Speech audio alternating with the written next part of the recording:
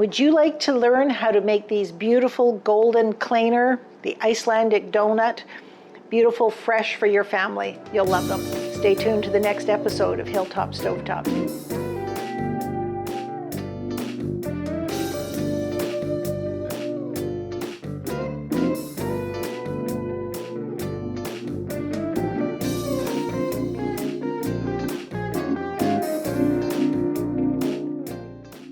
Hello and welcome back to Hilltop Stovetop, the show where we're teaching you how to make great meals in an ordinary kitchen.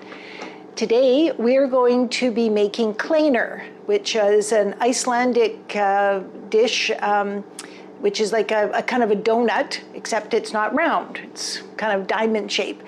And this is a special request from my godmother, Sylvia Matola, who remembers my grandmother making these for her when she was a little girl. So we're talking well over 70 years ago. I'm sorry, Sylvia, but this is a practically ancient recipe, but I remember them as a kid making them, and they're one of the first things that I learned as a baker how to make.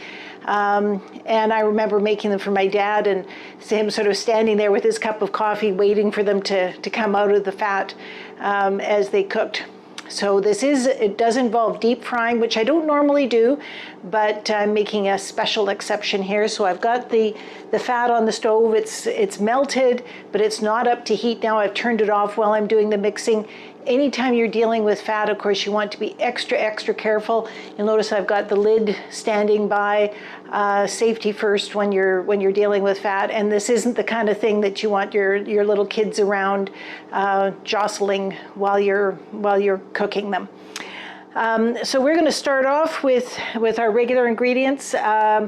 It's kind of like a cookie and kind of like a cake. We've got a cup of butter here. And I'm going to be adding a cup and a half of sugar and 3 eggs. And then for my dry ingredients, there's 6 cups of flour, 4 teaspoons of baking powder, a teaspoon of baking soda, and a teaspoon of freshly ground nutmeg, and then some vanilla. And the milk, I've got 2.5 cups of milk, which I've added some vinegar to sour it. If you've got buttermilk, that's great, but regular milk soured with either vinegar or lemon juice does the trick. So now things are going to get a little bit noisy while we start creaming the butter. First we cream the butter, add the sugar to it, cream that together, and then add the eggs, and then we'll head out from there.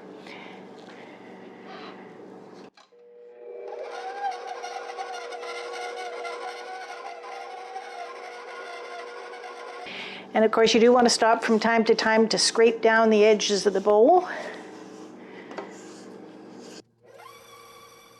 As a kid, I remember that this part was sort of the most work intensive when you had to mix it by hand.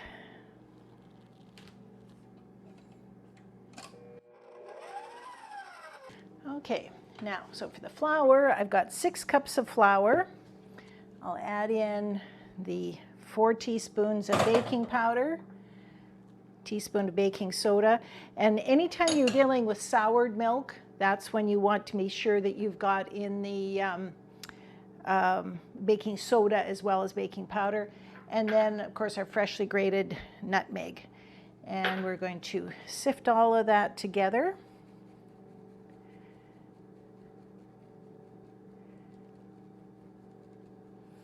And the nutmeg there we go.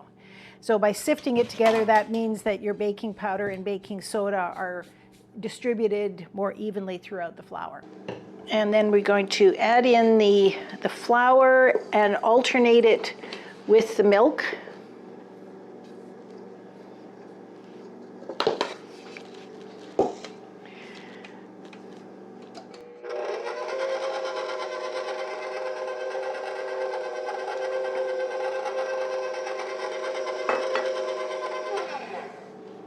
So kind of about a third at a time.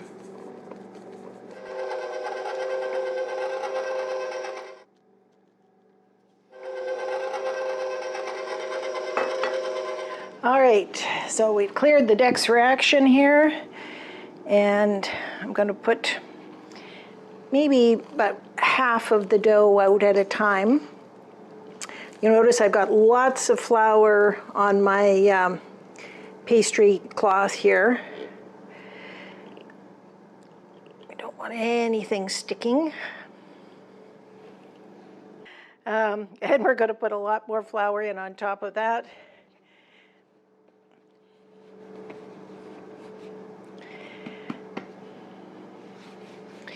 And then we're just going to roll this out to about a 1/2 inch thickness.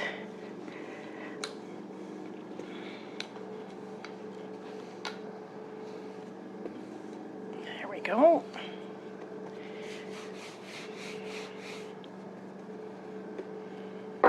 And then instead of cutting it in circles like a usual donut, we're going to cut it in strips. And I'm just using my pastry cut or my pizza cutter here. And we're going to make these strips about approximately 1 inch wide.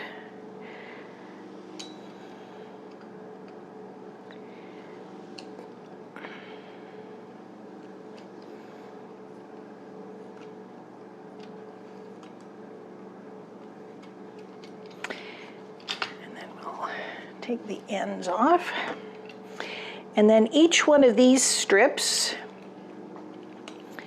we're going to cut into pieces about approximately 3 inches, like that.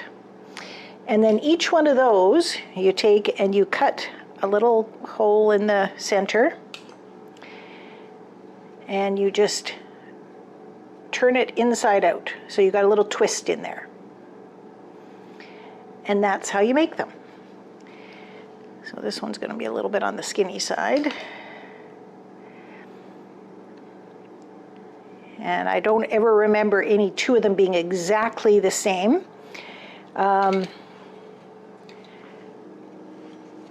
You can kind of do them on a diagonal if you wish, kind of like that.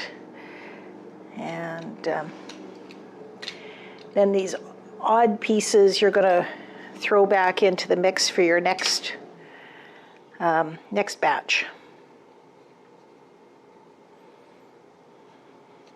So there you go. So now while all of this is going on, our oil is heating.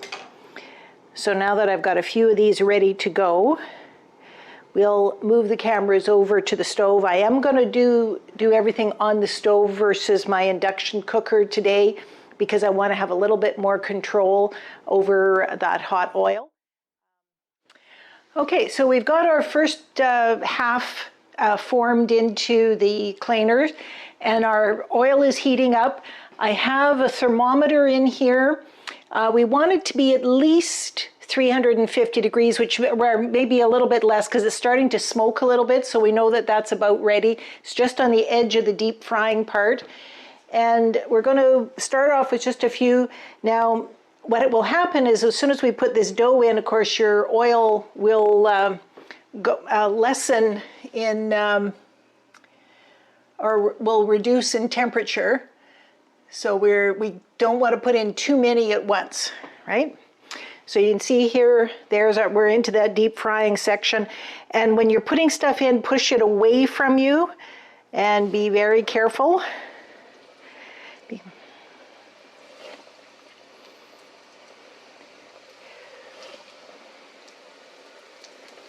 And woof.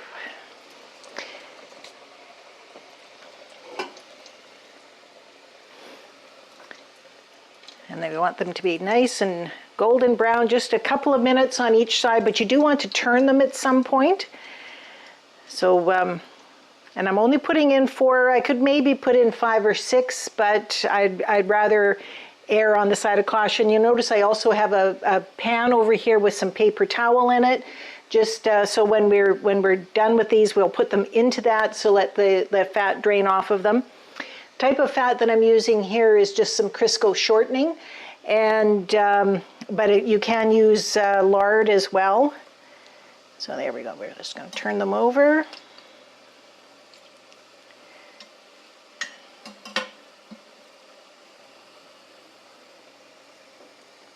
And I'm going to turn down my temperature a little bit. It's getting up to quite high. And by cutting them in the middle there and putting that that hole in them, kind of like a donut hole, that allows the oil to go through the hole and cook everything evenly throughout. All right, so we've finished cooking them all. You'll notice that there is some variation in the colors. The darker colors are where the temperature was a little bit hotter. You'll also notice that that one side is a little bit darker than the other just because of how quickly I flipped it or didn't flip it. And one way or another, they're not greasy to the touch. Having the optimum oil temperature makes a big difference there. By dropping it in, when it kind of, I don't know if you noticed when I dropped it in, it kind of bubbled up. And that was the moisture going out of the dough and forcing the oil away from the batter. And that's key. So having it hot enough that there'll be steam coming out of your dough to force the oil away is what makes a difference in the crispiness of these. Now, when you break them open, they actually are quite crispy on the outside when you taste them, but the inside is moist and almost a creamy taste to it. The original Krispy Kreme donut, I'll say that. So I hope that you liked today's video where we made Kleinur, the Icelandic doughnuts, and that you'll remember to like and subscribe. Just a reminder for those of you that aren't really aware of how YouTube works, subscribing makes a big difference to me as a creator, but it doesn't cost you anything as an observer. So, but I would appreciate all the subscribers I can get. And if there's anything that you would like to learn how to make, don't forget to put that in the comments. So in the meantime, thanks for joining us. See you next time. Bye-bye for now.